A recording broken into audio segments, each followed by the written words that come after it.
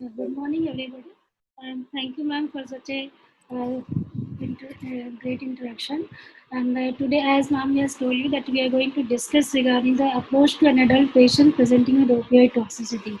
Since the use of opiates are increasing day by day in the chronic pain management, whether it's a cancer pain or non-cancer pain, and even the for recreational activities also exist. So it is very important for us to know when the toxicity occurs and how to really manage about it. So today learning objectives, where in opioid toxicity, we are going to cover opioid-induced constipation, opioid-induced nausea, vomiting, and neurotoxicity, and life-threatening opioid toxicity and reversals. So my flow of presentation will be there, and in the first introduction, then it is toxicity one by one, and then summary and conclusion. And the time permits, that we like to have the various case scenarios, how to really manage it. So opioids present a mainstay for the treatment of severe chronic pain in patients with the cancer, and it is therapy is associated with numerous side effects, the most common which are gastrointestinal or neurological. The assessment and management of side effects is the best practice during the opioid therapy.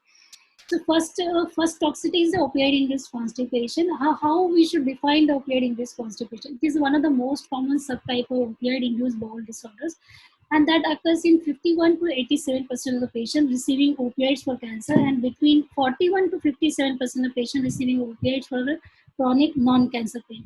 And this is one of the chief reason for the discovering opioid therapy in as many as 18.9% of patients those are taking the opioids. And there's a various tools are there to assess or diagnose the opioid induced constipations, but in routine practice it is very difficult to us for to really use these tools, because these tools are very lengthy. But three tools, which is the Rome 4 criteria, bowel function index, patient assessment, and constipation symptom, these are the three tools are being suggested for in day-to-day practice if anybody wants to have opioid induced constipation. And we'll just have a brief idea about what are these tools are there. In Rome 4 diagnostic criteria, there's 6 criteria are there. So whenever any new escalating symptoms of constipation, when either opioids are initiating or changing, or any increased opioids, if the therapy that patient, if the patient contains constipation, and they have to put 2 or more criteria among these 6 criteria. So then if it is more than 2 or more symptoms are there, the patient will be diagnosed with opioid-induced constipation, like straining, the lumpy heart stool, the sensation in complete evacuation, and sensation anorectal blockage, manual maneuvers to facilitate more than 1/4 of defecation, and fewer than 3 spontaneous bowel movements per week. Another tool is the bowel function index. These are there having only three criteria: ease of defecation, following incomplete bowel evacuation, personal judgment of patient regarding constipation during the last 7 days. So it range from 0 to 10, and if the BFS scores or the average BFS scores are more than 3 points and any inadequate response to first line intervention, then it is going to call as opioid-induced constipation. There's another third tool which is common being suggested for use: patient assessment of constipation. These are 12 components are there, and it ranges from 0 for absent to very severe with no. So higher the scores, the constipation, opioid-induced constipations are there. Now, before going for the exact mechanism how it is the opioid-induced constipation occurs, we should know the pathophysiology of it. This is a schematic diagram which shows that opioid receptors all over the gastrointestinal tract. So we can just see that it's starting from the esophagus, from the sphincter, that opioid receptors are all over the gastrointestinal tracts are there. So whenever we are using the opioid, so we can imagine that each components are there, which is going to have some or other symptom, whether it is a constipation or whether it is a vomiting and nausea there. Another is a neural mechanism. This figure shows the neural mechanism leading to opioid-induced bowel dysfunction, including constipation. We can see in this figure the myenteric plexus, some mucosal plexus are there. That opioid receptors are present in this end, and it is a preganglion sets, postganglion, and to prevent prevertebral ganglion, spinal cord, and brain stems. And these receptors, what happens? The secondary messenger that modulates intestinal ion transports, like the nucleic acid cyclic guanosine monophosphate, and free cytocyclic calcium channels. Ultimately, what it does, it decreases the formation of cyclic AMP, which is very much important for motility. This is another figure which is some more detail about how the opioids acts. The opioid agonist, whenever we are using opioid agonist, what it does, there's a enteric excitatory pathways are excitatory motor neurons, or there's an inhibitory motor neurons there. When the excitatory motor neurons are activated, what happens? It inhibits the acetylcholine release, indirectly inhibiting the no-effective neurotransmission to reduce smooth muscle contractions. And when the inhibitory motor neurons are activated, it inhibits the nitric oxide synthesis from the neural nitric oxide synthesis as well as VIP release. So what it does in ultimately, it increases smooth muscle activity, resting muscle tone, and non-propulsive motility is there. So it is because of non-propulsive, the patients they have more chances of the constipations. This is another this pictorial diagram which shows that how that this in the previous slide we have seen the neural mechanism. This pictorial diagram shows that how that that opioid receptors are distributed in the CNS, which leads to analgesia. Then it is come to the gut motility because the non-propulsive movements. Let's see, mindric plexus are there. The opioid receptors are there, and once the opiates are there, these all receptors are binded to it, and it forms a non-propulsive movement. And when there's in the gut transporter secretions occur, there's a fluid reabsorption, or there's a reabsorption occurs, and it leads to dry stool. And at the site of anal sphincter, let's just see how much opioid receptors are there. Because of the anal sphincters are there, this is again the sphincter uh, contraction and relaxations are dysmotility. So ultimately, what it does is it reduces the bowel tone and contractile, prolongs transit time, increase anal sphincter tone, and decrease reflex relaxation and non-propulsive contraction, which ultimately leads to opioid-induced contraction. So, what are the barriers in diagnosis of opioid-induced constipation? One is the lack of awareness among clinicians. When disconcerting opioid constipation, most clinicians miss symptoms like bloating, straining, hard stool, consistency, incomplete bowel movements, and abdominal discomfort. And patient might feel ashamed to disclose their symptoms to clinicians. Absence of standard protocol for the treatment of opioid use. So these are the various barriers are there when especially in diagnosed opioid-induced constipations. How to really manage these opioid? First of all, it is very much important. We have to counsel the patient. We have to educate the patient. What is the meaning of education? So whenever you are starting the opioids, patient has to be educated that these drugs are going to have some good effects, some bad effects are there, and for bad effects, what are the drugs or what are the measures we can to do to attenuate it. Like that. So general measures, what are there? Some specific measures like laxatives and peripherally acting opioid agonists. So in general measures, since the patients we have, there is a very hard stool, so we have to encourage the patient to take increased fluid consumption and increase the dietary fibers and increase physical activity. Most of the time, the patient with an advanced disease, it is very difficult for them to have a good physical activity. But we have to motivate the patient to as much as physical activity they should do it. And privacy and comfort during defecation. This is very much important. If the patients the bed bound, if their privacy is not maintained, for them it is a further deteriorating problem for the constipation. Another is a toilet training. Some patients they have a difficulty in passing stool, so we have to positioning how they should sit on the toilet seats, which is going to relax the pleurotracheal muscles and it help in evacuation of the fecal matter. Next is the pharmacological management. This table shows different classes of agent for opioid-induced constipation. It starts from the traditional laxative and peripherally acting morphine receptor opioid agonist, intestinal secretagogues, selective 5-HT agonism. So these are the list of drugs. So we'll start with the traditional laxative osmotic, the PEG, lactulose, magnesium citrate, magnesium hydroxide. What it does, this is name is suggests osmotic. So what it does, draw water into intestine to hydrate and soften the stool.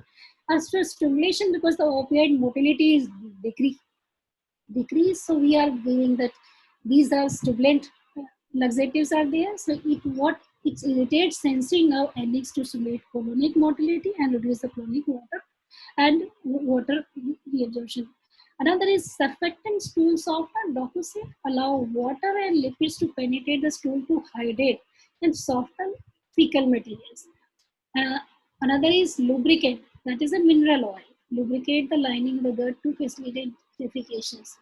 So next group of drugs are there, peripherally acting morphine opioid receptor antagonists.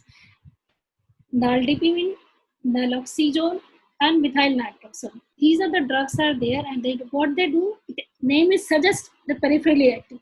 So it is blocking the mu opioid receptor in the gut, thereby effectively restoring the function of the enteric nervous system. An intestinal secretagogue, lubiprostol, act on chloride channel or guanylate cyclase receptor in enterocyte to stimulate fluid secretion into the intestinal lumen. So when the fluids are secreted in the intestinal lumen, again the fecal matter, which is the harder one, it will be soft and it is easy to evacuate. The selective 5-HT agonist, the 2-calopride, activate the 5-HT4 receptor, leading to increased colonic motility and slow transit. So these are the list of the drugs, and in the brief, the mechanism actions are there. I'll just like to tell the peripherally acting neuropressor. Again, this is the pictorial diagram. Just see that this is a peripherally acting antagonist. So it doesn't have any effect on CNS. So there's because it is not going to cross the blood-brain barrier. So there's analgesia is maintained. But again, there's an enteric plexus. The opioid antagonist, they're replacing the opiates. So what they're doing it initially that non-purposive activity was there. Now it is a purposeful motility is there. And again, reabsorption of the fluids occurs. Again, it is the hard stool. Now it is going to become the soft stool. And at the site of anal sphincters, what is it? It again replaces the opioid receptors, and then anal sphincter tone is maintained, and the relaxation occurs, and then it is easy to have a release of the constipations. And these some doses are given. So I'm just trying to give these drugs suggested that for MD students, because we are not routinely using these drugs. And the doses are for methyl nitroxide is 8 milligram is up to 60 kg, and for naloxone is 12.5 to 25 milligram OD. And if we have to think about that, to avoid clarithromycin, ketoconazole, because it leads to increased dose of naloxone. And caution is these are drugs have to be very cautious in using, especially patients are having signs of obstruction and the liver and kidney disease or any allergic reactions. After the drugs, what are the things which we have to really take a look at? Is there any factors which is going to exacerbate the leading to the constipation? Because most of the time these patients are having multiple drugs are there, which like antiemetics, ondansetron, anticholinergic, antipsychotics, the calcium supplements, or if the patients are chemotherapy drugs. So these are the drugs which we have to take in the history. Whenever we're taking the history, we have to think about taking the drug history, which is a contributing factor for the constipation. And other metabolic issues like hypothyroidism, and the nutritional issue, dehydration, poor diet, and hypercalcemia. After that, is there anything which we can do other than the drugs and the general measures? Can we do anything for the modify the pain relief? Yes. Is the current dose of opioid needed to control pain? We have to really ask ourselves, if the patient's having good pain relief with the present dose, then we can discuss with the patient and decrease the dosage and just see that, give the trial. If the patients have with lesser dosage, they have a good pain relief, maybe chances of opioid constipation is less and patient will have some.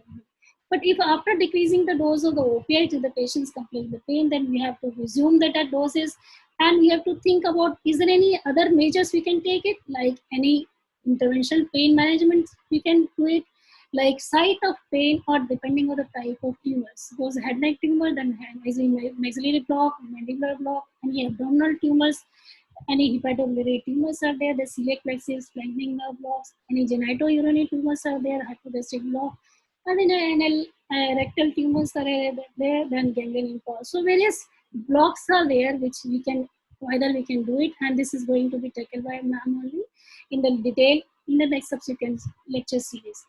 After that, if we are not able to do anything, can we replace this opioid with the other opioid which is less constipating effects like buprenorphine or transdermal fentanyl?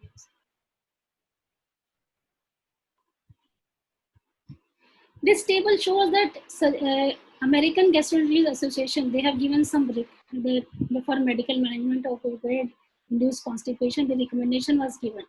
For the traditional laxative, they have the strong recommendation they have given. As we have asked for the first line management.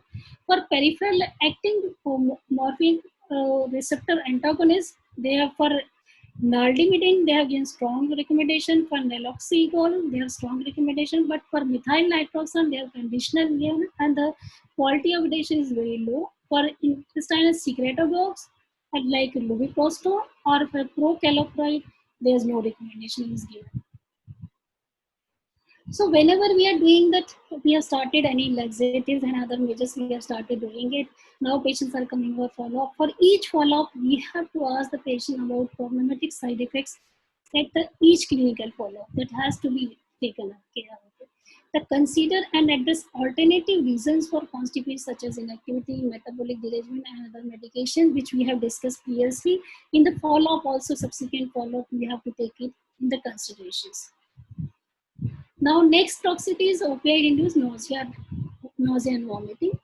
So, incidence is 40% of patients may have nausea and 15 to 25% experience vomiting after opioid administration.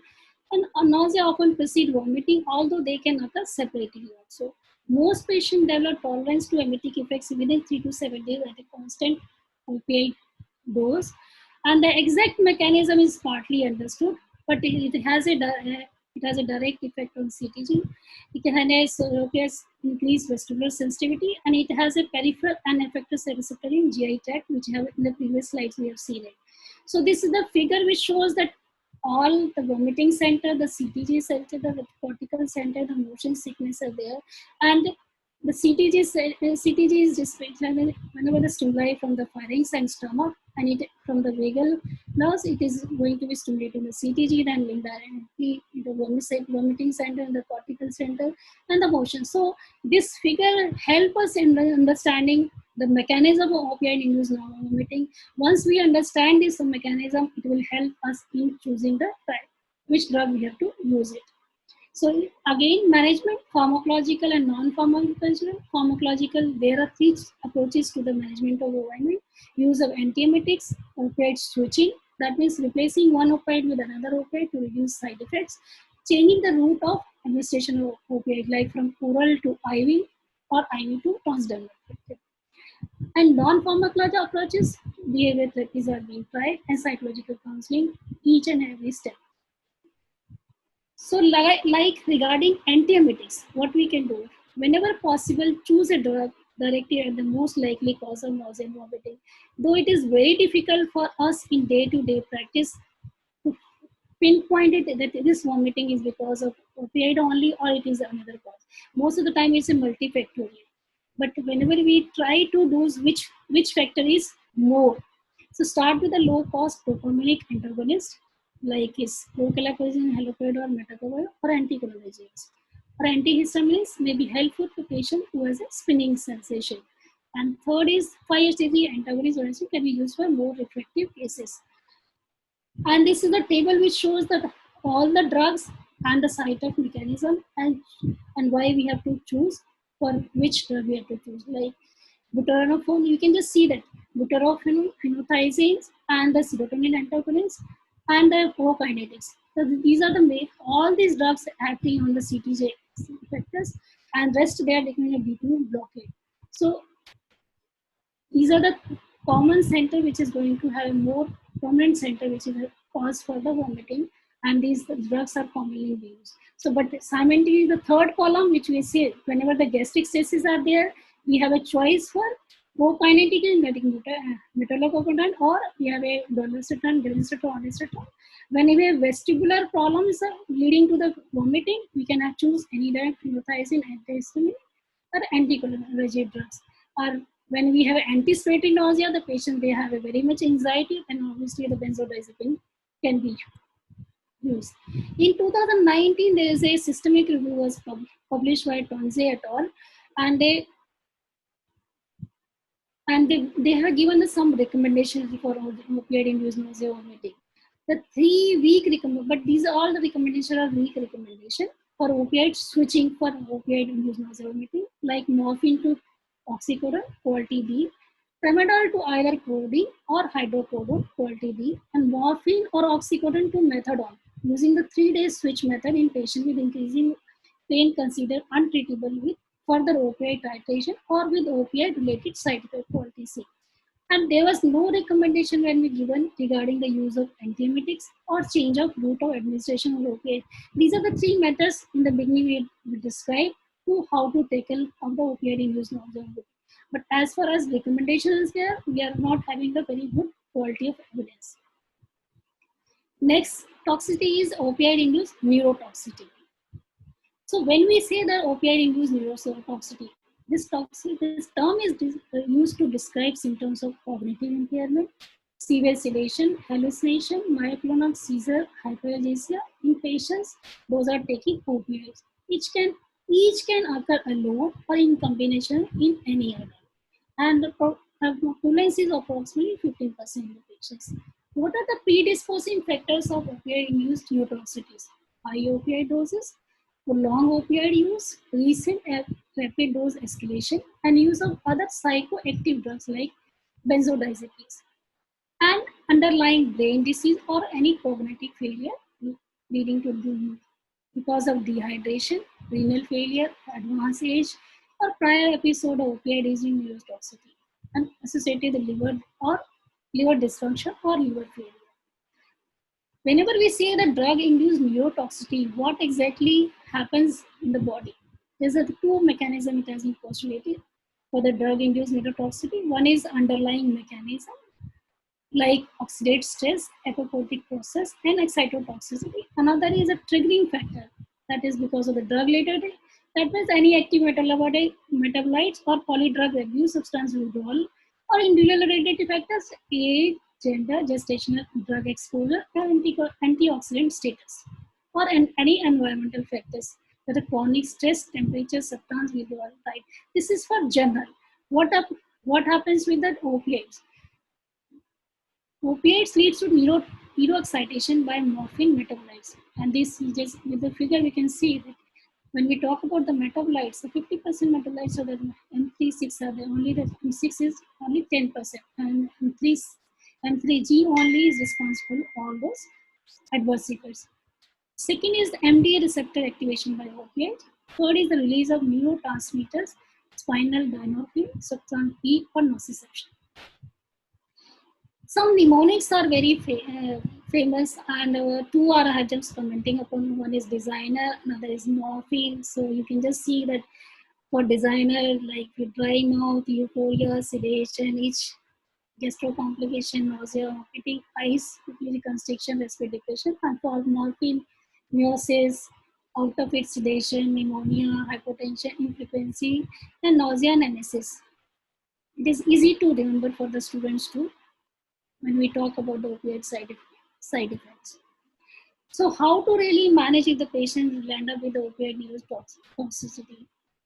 There are four parts are there. One is opioid rotation. Another is hydration, because as we have seen that one of the factors which leads to neurotoxicity is the accumulation of metabolites because of the poor hydration. Third is benzodiazepine, if a patient started having myoclonus, or antipsychotics to treat psychosis. So we'll start with the opioid rotation and hydration. First of all, stop the opioid patient is taking. The first line agent using morphine, pentaine, and oxycodone. Methadone is a second line agent for opioid rotation, as it has an unpredictable half-life. And whenever we change from current first line opioid to a different first line opioid, we have to remember that the equivalence conversion tables. But whenever we use a new opioid, we have to decrease the doses by 30 to 50%. And opioid rotation and hydration, it helps in excretion of metabolites faster. It also leads to improvement in electrolyte imbalancing and worsening of renal dysfunctions. Another is benzodiazepine for myoclonus. Why the myoclonus occur? The neurotoxicity, there's a deficit in serotonin metabolism, and it leads to increase in the release of serotonin and interaction with other neurotransmitter system by anti-glycergic effect. All of us, we know that glycine is a very important and it is helps in mediating inhibition on dorsal horn neurons. And morphine-related opiates and their metabolites may act via again the spinal anti-glycinergic effect to reduce postsynaptic inhibition at a non-opioid receptor site, resulting in hyperalgesia and or myoclonus. So again, we have to switch or reduction of opioid dose. It has to consider a symptomatic treatment with include benzodiazepines or baclofen. Another is antipsychotics. The patient develops psychosis. Antipsychotics may be used to manage cognitive impairment also. So drug of choice will be haloperidol or chlorpromazine have been useful in the treatment of delirium. Haloperidol is favored over the chlorpromazine for causing less sedation and low potential in causing hypotension. And some atypical antipsychotics may have also been effective for delirium. And underlying psychosocial counseling in addition to medications change is very much important. Next in neurotoxicity is opioid-induced hyperalgesia and tolerance.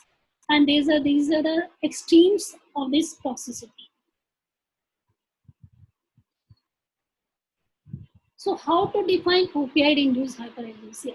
It is defined as increased sensitivity to painful stimuli as a result of chronic opioid administration. And when we say tolerance, it is defined as a requirement for increased doses of an opioid to achieve the same analgesic effect.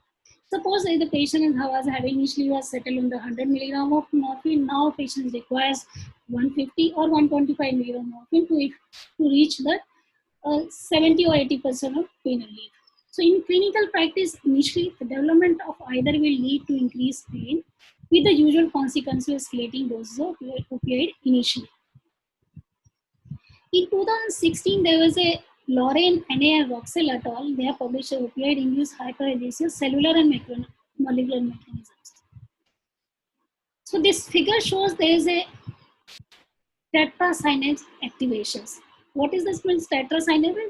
There's a postsynaptic neuron, presynaptic neuron, astrocyte, and microglia. These all are being activated. And what does it? It is inhibition, inhibiting the glutamate recapture. So glutamate recapture and inducing production of inflammatory molecules. So what happens after that activation? More excitatory, all cells, more excitatory substance such as a promoter, chemokines, cytokines, ATP, and nitric oxides are being released in large amount. And in fact, microglia, they are also releasing the various pro-inflammatory markers are increasing, which ultimately leads to opioid-induced hyperglycemia. This is another figure which is much, I think, little simpler than the previous one. That was a neuromotor. That when the spinal dorsal horns are there, the glial usually the structure provide nutrition support for the neurons.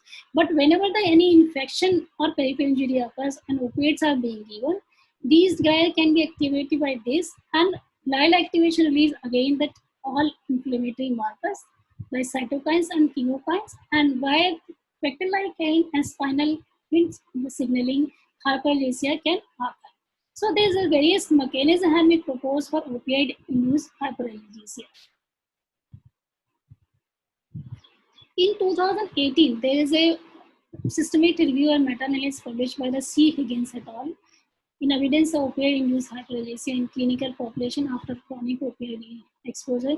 In this analysis, they have concluded that opioid-induced hyperalgesia are more evident in patients with the opioid disorder than in the patient with those are having pain and taking the opiates, and in the patient group treated with the NMDA receptor. So how to really manage opioid-induced hyperalgesia? The best way to address opioid-induced hyperalgesia for acute tolerance will be likely prevention by use of multimodal analgesia. For intraoperative use, peripheral nerve blocks and dorsal anesthesia can reduce the needs for opiates and have an opioid sparing effect. This for the acute opioid-induced hyperalgesia prevention. For chronic use, most opioid-induced hyperalgesia strategies have been focused on the glutamatergic system and NMDA receptor activation. Because these both of which are implicated in the development of central sensation and opioid-induced hyperalgesia. The ketamine and methadone have all been shown to attenuate some extent opioid-induced hyperalgesia. Whereas drugs such as gabapentin and alpha-2 receptor agonists such as chlorine have been shown to attenuate wound hyperalgesia. Next term is opioid-induced tolerance, which I have already defined. It still defined as a requirement of drug dose escalation to achieve a desired clinical effect. How this tolerance occurs? It involves a progressive inability of nuclear receptors to propagate a signal after opioid binding and receptor desensitization. In the next figure, we'll see that what happens. So whenever the opioids are given, there are two pathways are whenever the opioids are given, there are two pathways mechanism occurs, like G protein and beta B arrestin mediated morphine opioid receptor signaling pathways. So when the while activation of G protein signal leads to analgesia, like this G protein mediated pathways. So whenever the opioid receptors are there, it is going to be opioids getting opioid receptors. Then the dispersion of the alpha and beta subunits, and the alpha subunits, it has decreases central state, the decrease CNP, decrease the neuron excitability, and decrease the pain perception. And it also affects on the potassium channels, membrane hyperpolarization, and decrease potassium firing, ultimately decrease the pain perception. And it also has a calcium channels activity that decrease neurotransmitter release. So ultimately the decreased pain perception. But what happens the other pathway? Beta arrestin mediated morphine pathways. So whenever the opioids are given, this pathway is also stimulated and the phosphorylation occurs. And it's because of the forming where the various chemokines are being released, and they leads to desensitization and receptor internalizations are there, which ultimately leads to downstream signaling pathways, and it leads to opioid adverse effects. So can we imagine that the same things happen with the endogenous opioids also? Or is there any difference between the mechanism of action of exogenous and endogenous? So exogenous opioids, the opioid analgesics which are administered repeatedly in the long-acting formulation persist in extracellular matrix and signal through the opioid receptor for long periods. But endogenous opioids, native ligands foster dynamic receptor cycling. And then opioids in exogenous opioids, analgesics facilitate tolerance by persistently binding and desensitizing the receptors. Just we have discussed, they blunt receptors recycling and propagation of the signal after binding. But endogenous opioids, what they do is, they do have a phasic secretion and the rapid clearance. So there is a dynamic process of endocytosis, and recycling is postulated to limit the tolerance of new opioid receptors for endogenous opioids ligands as they undergo phasic secretion and rapid clearance. So this is the major difference between the exogenous and endogenous opioids. So how to really manage? We just discussed in opioid-induced hyperalgesia, we have to the multimodal analgesia approach. We have to take it, and if they for prevention also, for management also. And these are the drugs, anti-neuropathic drugs, which depending upon the which drug which is available with us, or any invasive technique to the patient is having more and more drug requirement. If the more and more opioids are being taken, the side effect profile is also going to be increased. So if we can do any invasive technique to decrease the opioid, it will be easy for us to decrease the dosage and ultimately decrease the side effects. This is a very simple algorithm for management of opioid-induced tolerance and hyperalgesia. So in day-to-day activity, what we can do in the OPD basis, if any patient comes from the uncontrolled pain, first of all the assessment of the compliance of the patient, how they're taking to take the pill counts and all. If everything is fine, then we have to really find out progression of the underlying disease. If the underlying disease is progress, then we have to proceed according to the underlying disease. And if the underlying disease is not progress, then we can think of the suspicion of the tolerance. So in that tolerance, what we'll do, we can slow increase in the opioids and the multimodal analgesia techniques, we have to think about it, or any other intervention techniques we can do.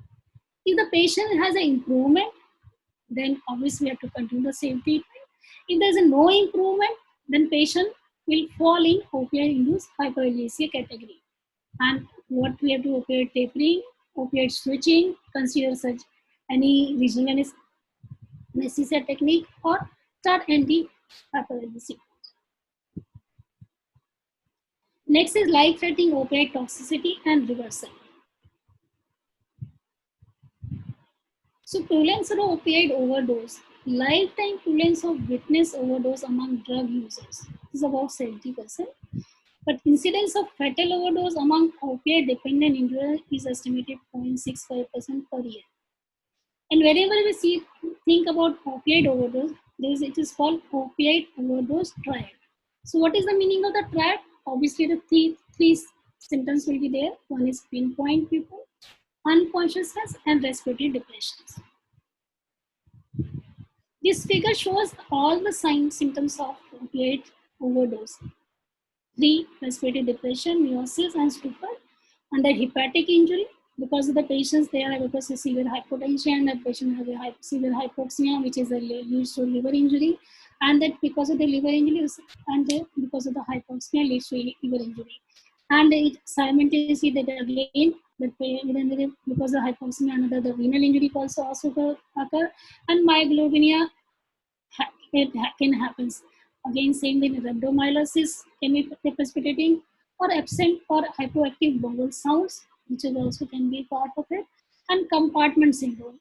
Why the compartment syndrome? Because patients in the comatose state, then they are not able to lie down as they are in the physiological states. So there can be chances of compartment syndromes and severe hypothermia and possible presence of one or more fentanyl patches in the drug abusers.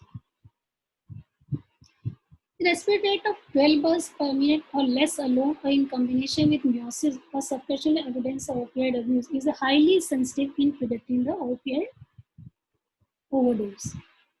The reflexes for diagnosis response to naloxone. There is a dramatic clinical response to naloxone in a patient who also fits the clinical or physical picture is diagnostic. The patient will immediately awaken and become responsive. He will be opening his eye, he will start responding immediately if it is because of the drug opioid overdose. Imaging non-cardiogenic pulmonary edema is recognized complication of opioid overdose and it must be manifested by hypoxemia, pulmonary rales, and possibly clotted Pink's foot. And the chest X-ray should be considered in all patients which shows bicerebral or diffuse alveolar infiltrates. And next is the ECG we can do to look for signs of any myocardial ischemia. And the urine testing, urine toxicology, screens can test for opioids. Most are immunoassay that are specific for morphine and may not detect synthetic opioids. And also opioids are chemically detectable in the urine several days after use. A positive result does not come from a recent overdose.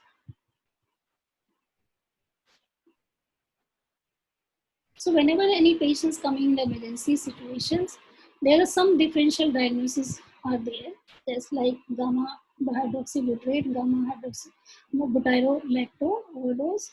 But most likely condition to mimic opioid overdose. Meiosis may not be present. For clonidine, patient presents with the most severe profound bradycardia and hypotension, then the opioid overdose. And antipsychotic overdose, patient with a hypotension and tachycardia but will not have profound bradycardia. And the pontine hemorrhage, patient will have meiosis, but other features of opioid overdose such as bradycardia will not be present. For ketamine overdose, CNS depression, meiosis present in few cases, nystagmus is present, and significant respiratory depression absent. And for alcohol intoxication, usually present with the altered mental state alone, meiosis and significant respiratory depression are absent. And for sedative hypnotic overdose, meiosis is not present. These are the differential diagnoses. Those patients, those are not on opiates or where the history of opioid is not there and they're landing in emergencies. Like in our cancer patient, most of the time patients are advanced disease, they're on the opiates. So these different diagnoses are not required. These differential diagnoses are required for only those patients where the history of opioid is not there. Patients are not, they're not having any malignancy, and there's suspicion that patient landed with the respiratory distress or in comatose stage when the differential diagnosis are required. One important point, how morphine causes respiratory depression, we have to really know about it. This respiratory depression occurs because of activating opioid receptor steps on neurons within the respiratory network of the brainstem. Opioid receptors abandon respiratory control center and carotid and vagus body, and morphine reduces breathing generation, tidal volume with hypoxemia. In subsequent slide, we have a figures which is much more interesting. Like we have a cortical center, we have a pulmonary research such receptors. We have a carotid bodies, we have chemical receptors are there. So we can just see that how the carotid body, carotid sign, they have on the hypotension, their cortical centers are stimulated. Then if there is a hypoxia and a hyperkalemia is there, then it is stimulating. NTS nuclear structure solidity is stimulated, and there is increase again hyperkalemia and hypoxemia, that RTN retrotrapezoid nucleus is stimulated. So whenever these all chemoreceptors are being stimulated, and that ultimately it normal response will be there, increased respiratory drive, increased ventilations. But when the patients are on opioid overdose, what does God see? All these channels are going to be blocked, and ultimately there's a decreased respiratory rate, hypoxia, pulmonary vasoconstriction, increased capillary pressure, and transfusion of fluids lead to pulmonary edema, which leads to further hypoxemia. So these are the mechanisms of opioid-induced respiratory depression. So how to really manage about it? So we have to again evaluate the patient. If they have a clear-cut diagnosis of malignancy and the opioids are on, patients are already taking the opioids, then again we have to rule out, is there any cause of they have taken the excess dose of opioids, or in the patients they have landed up with a renal or liver derangement which leads to accumulation of the metabolites, that we have to rule out it. If the patients are not on opioids and they land up with respiratory depression, that other investigation has to be discussed, or other differential diagnosis which I have discussed in previous slides, that we have to keep in mind. And but as soon as the patient land up with this, we have to give the vaccination and naloxone dosing trial till the time diagnosis is confirmed.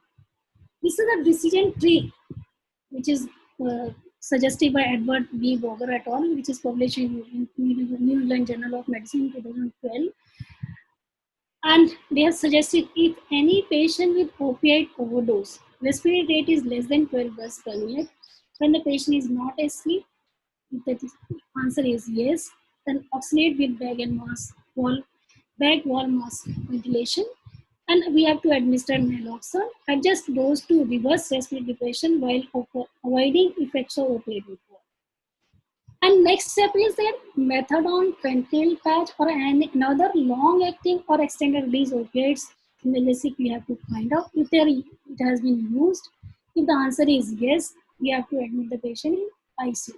If it has not been used, we have to observe for 4 to 6 hours after the last naloxone doses. The second step, if the patient's the first opioid overdose respiratory less than 12, the answer is no, and we have that methadone, fentanyl patch, or another drug, long-acting opioid history we have to take it. If the answer is yes, observe for minimum of 8 hours because it is a long-acting opioids.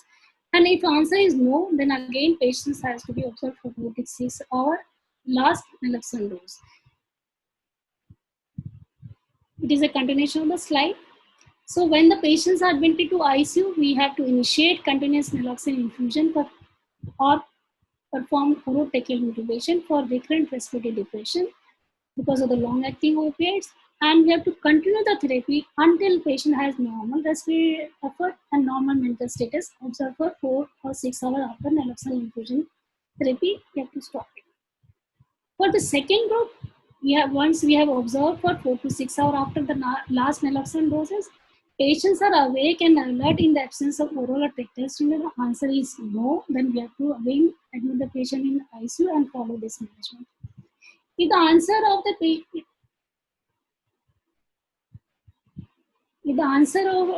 of this question is yes, so what we have to do? Consider discharge when the patient is awake and alert with normal vital signs. So this was the decision tree for managing opioid analgesic overdose in adults.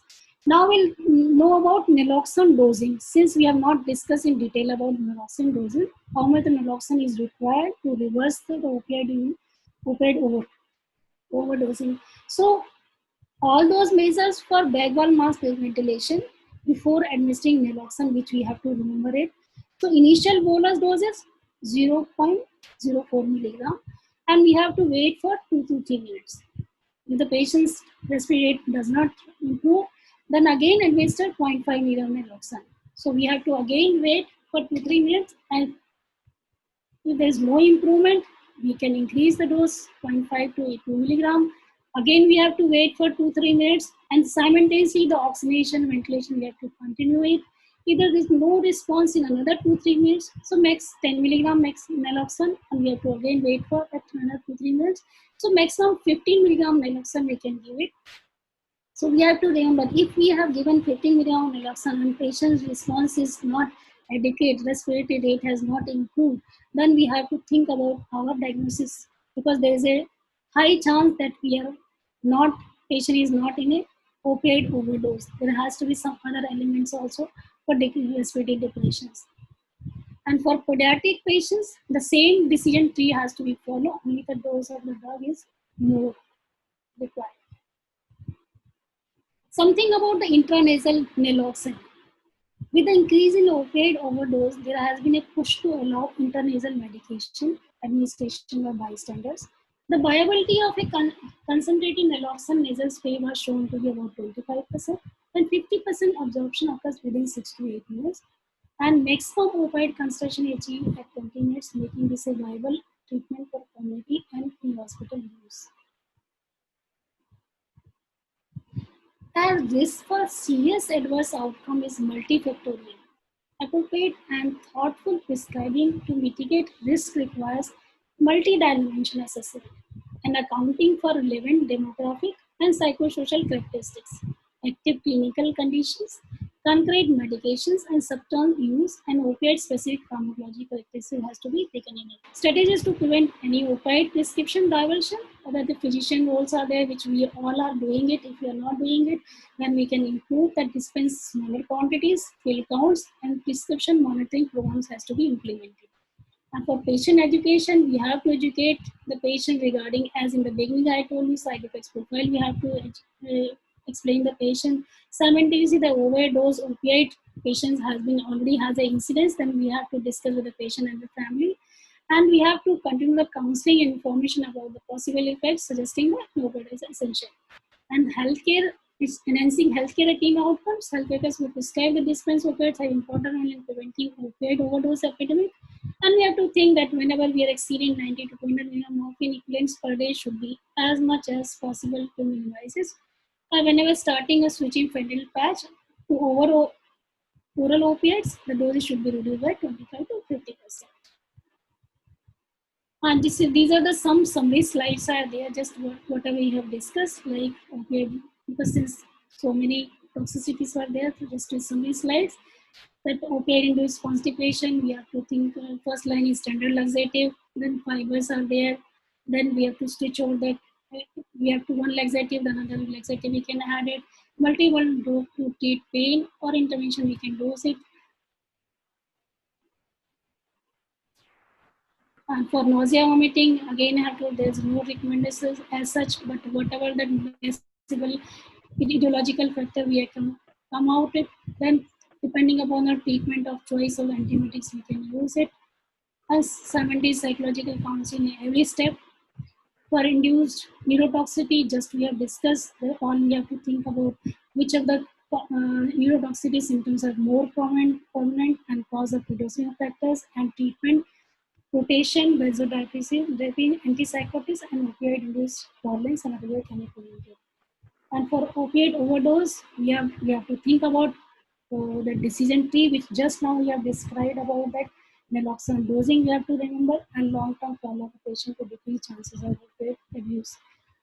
Thanks, ma'am, for that excellent presentation. And to all the audience, I would just say that we would take preferably questions from postgraduates. So I would screen the questions of postgraduates first, and then if time permits, we can go ahead with other questions. So ma'am, first question is, are there any multidimensional tools for assessing opioid side effects? See, that is regarding the multidimensional tools. See, when we talk about the opioid toxicity, we can just see we have discussed opioid-induced constipation. So multidimensional tools are there for opioid-induced constipation, which is very cumbersome for use us in a day-to-day practice. That's why very selective tools I have shown it, and one of that commonest tool which we are using four criteria we can use it. For other opioid toxicity, there's again the multidimensional assessment is there, but as such I didn't find any other tool which can use which is going to have a cover all toxicity. But for opiates, risk assessment tools are there, which is going to which patients are going to fall in that addiction potential, that can be there. But as such, I didn't find any tool which is going to cover constipation, nausea, vomiting, in daily elevation, neurotoxicity, and opioid overdose. Thank you, ma'am.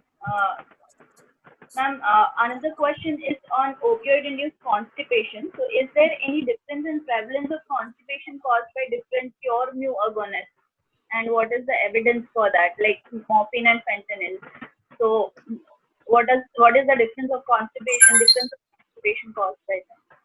See, like in day-to-day practice, we see that opioid-induced constipation is lesser as compared to from morphine to fentanyl. We are seeing that it. But I just showed you the slide. When we are talking the evidence, there's no much evidence regarding. There are no preference over any analgesics which we can show. I will just show you the slide where we have shown the recommendation from the American Gastroenterology Society. See that strength of recommendation for only the traditional laxative they have given, and for other things like there's no other slides which we can show where that which toxicity is more. But definitely when we compare the morphine and fentanyl, then definitely the fentanyl is having less constipating effect, which we in day-to-day practice we see.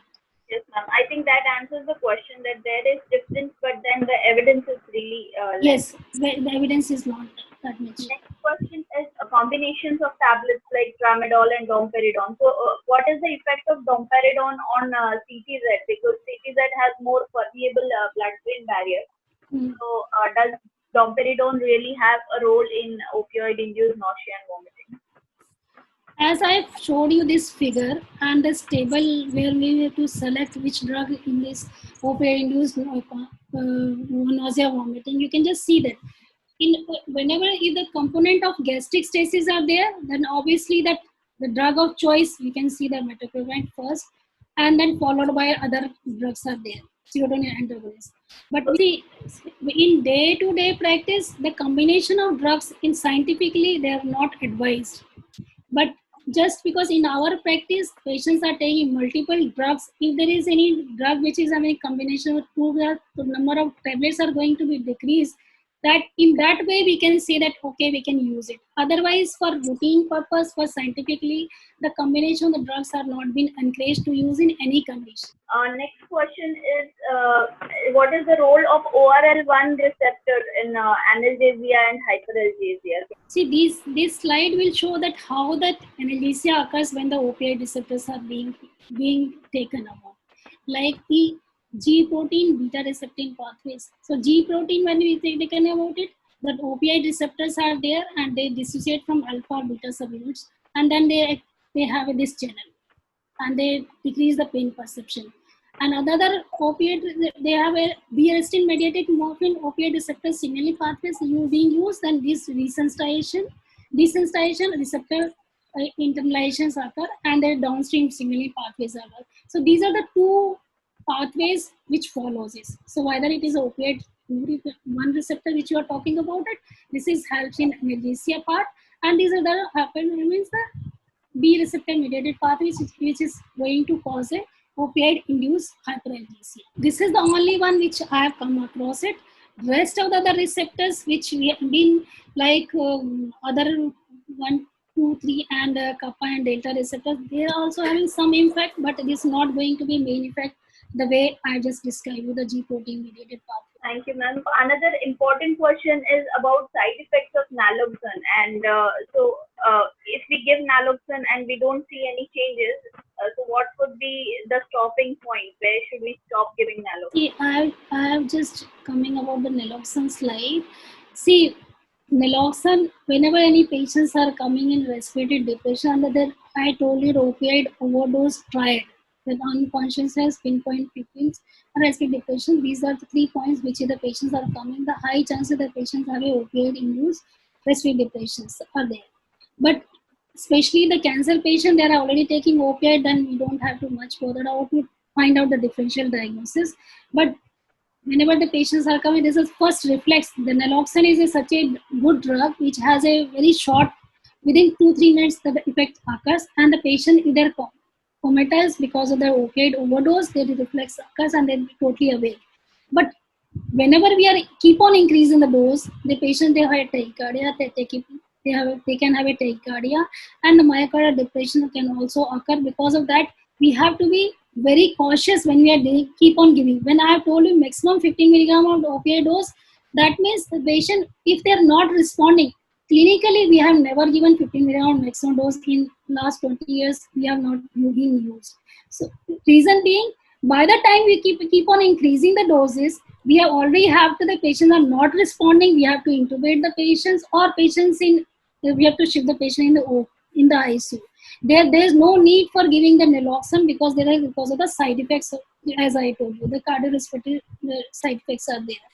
Because of that reason is, so there is no point in keep on increasing the dose. Though the recommendation is have given the naloxone, which, but before that, we already the patient are intubated, we have to wait for the spontaneous recovery. As the patient, they have underlying renal failure, even the naloxone is not going to help. In fact, again, because of the renal failure, the further side effects profile is going to be increased. There is no, I didn't come across of any particular dose when the patient, they develop with that pulmonary edema. See, pulmonary edema as such also, it can occur because, so there can be the confusion regarding the pulmonary edema, whether it is because of the opioid overdose, which I have discussed regarding the why the pulmonary edema occurs in the patient, those are opioid overdose, or it is because of the naloxone patient, the over use of the naloxone use patient is having the pulmonary edema. There can be a confusion. But the patients developed already pulmonary edema when the patients are presenting with the distress and patient is having pink frothy sputum, that it is not because of the naloxone. But definitely the patients, when started giving the naloxone and the higher dose, though it is a maximum 15 milligram given, in fact, I have not used it, so I am not able to tell you the clinical, and I didn't find any particular dose which is going to be implemented or going to be said that this 10 milligram or 5 milligram patients naloxone we are giving and patient develop with the pulmonary edema. Actually, the side effects of naloxone will be rare, but whenever they will happen, like sometimes patient may have seizures, sometimes patient may develop pulmonary edema. Whenever this will happen, this we will have to handle this like any other side effects. It is not that it is reducing or increasing any dose. We have to handle the any other side effects, all these, but they are very rare. If you are very cautious in giving and this, you have to just observe the response and just keep on giving slow doses, and I don't think this happens, but sometimes it happens. Then we have to handle the with the in the general way which other side effects are. One more thing I would like to tell you, that those patients, those are developing the pulmonary edema, it is more than 90% of the time it is because of the opioid overdose, not because of the naloxone. Because when we are titrating the dose of naloxone, it is very rare chance that patient will develop the pulmonary edema. And meantime, patient is already intubated and ventilated. So even if it is developed because of the naloxone, it is that is going to be taken care of. Thank you so much, ma'am. Thank you, Anuja. Thank you, Nisha. Thank you, Seema. Thank you for the great presentation. It was an evidence-based, and I hope that postgraduate students and all other people, those who have joined, will be benefited by this excellent presentation. Thank you very much. Thank you, and have a good day, everyone.